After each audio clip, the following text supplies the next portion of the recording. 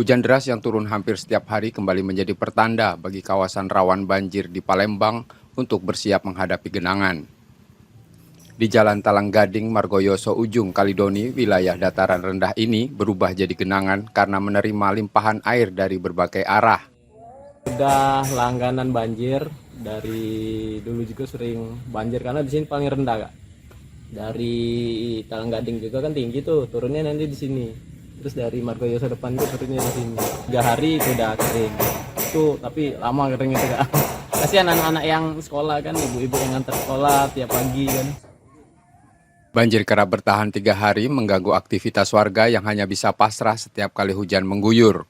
Yang paling besar, biasanya kami tidak pernah masuk. Kami bawa sini. Ya mana lagi? Memang daerah sini lah rendah. Baca lagi, nak ngomong apa? Apa nak ngomong? Kawasan ini juga menjadi jalur pintas yang ramai dilewati pengendara, terutama roda 2, sehingga genangan tinggi kerap membuat kendaraan mogok di tengah jalan. Balik ke sini. Oh, balik ke sini. Udah sering kesini lewat nih, Pak? Ya memang sering gitu. Ini biasa setiap kali hujan memang ini? Nah, aku baru sekali ini lah pas kena banjirnya. Ya, kalau bisa ya jangan banjir lah, itulah. Oh, itu ya. Segera diatasi lah, Pak ya. Ya.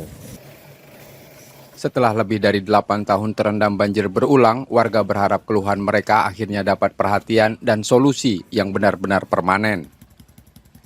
Muhammad Reza Falepi, Kompas TV, Palembang, Sumatera Selatan.